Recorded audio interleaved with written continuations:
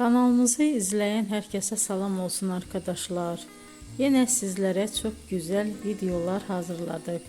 Can Yaman ve Demet Özdemir Erkenci Kuş dizisinde başrollarda çekilmiş ve herkesi kendilerine hayran bırakmıştılar. Bizler onları hep birbirine yakıştırdık. Arkadaşlar sizlere hep yeni videolar sunmaktayım. Umarım videolarımı beğenip kanalımıza abone olup dolu boy yorum yazarsınız. Sona kadar izlemeyi unutmayın arkadaşlar. Herkese teşekkür ederim.